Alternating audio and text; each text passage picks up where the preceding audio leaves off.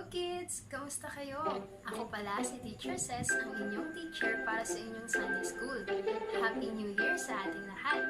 Ito ang unang Sunday para sa taong 2021. Welcome sa ating Sunday School! Bago na ang ating mga story ngayon sa ating Sunday School. Pag-aaralan natin naman ang mga naging buhay ni King Solomon. Makinig kayong mabuti mga bata ha! Bago yan, tayo ay manalangin. Panginoon, marami pong salamat sa panibagong taon na ibinigay niyo po sa amin upang makapag-aral po kami, Lord, ng inyong mga salita.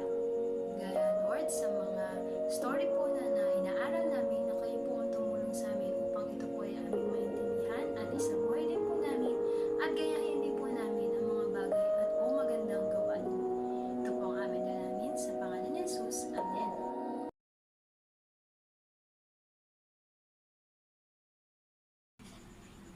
Mga bata, tara, sabayan niyo akong kantahin ang With Christ in My Vessel.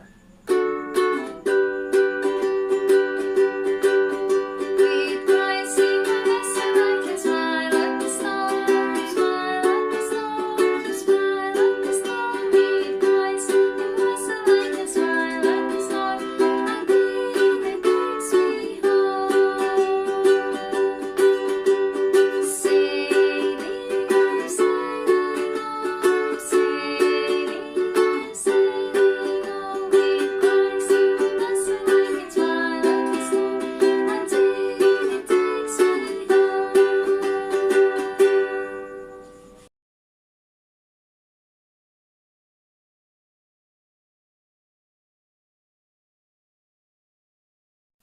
The Ark of the Covenant, which represented the presence of God, had been kept in a tent ever since it had been built. God had told Moses to construct the tent tabernacle because the children of Israel needed a portable worship place as they traveled through the wilderness to the Promised Land. Now that the nation of Israel was established and the kingdom was at peace, it was time to build a permanent place in which to keep the Ark of God. Many men were needed to build the temple, cut the stones and float the great rafts of cedar and pine trees by sea from Tyre to Israel. Then men had to take the logs inland to Jerusalem where the temple was being built. There were stone cutters, masons, carpenters, craftsmen, carriers, and of course, 4 men to supervise the job. It required massive manpower working continuously for 7 years to build the temple. Solomon told Hiram that he wanted to build a great house because God was greater than all gods. During the construction, Solomon wanted God to have the best, so he used the best materials available. Finally, the day came to move the Ark of the Covenant into its new dwelling place.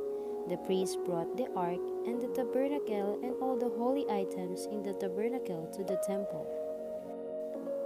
They placed the Ark in the most holy place under the wings of the 2 cherubim carved from olive wood and overlaid with gold. According to 1 Kings chapter 8 verse 11, tells us that the glory of the Lord filled that place.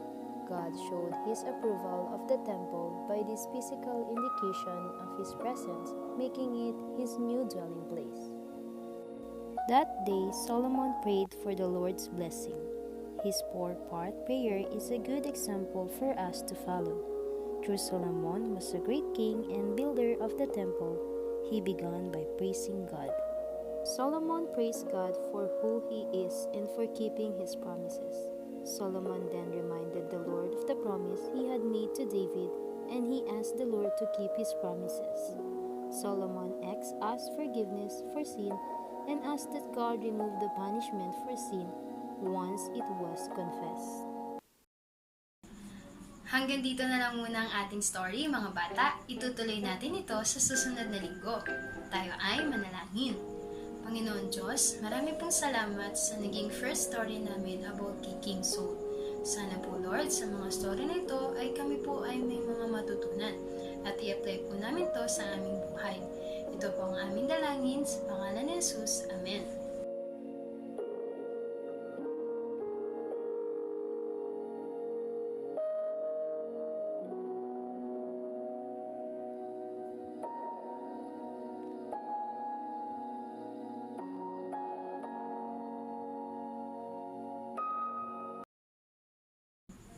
Hanggang sa ating muling pagkikita mga bata, paalam!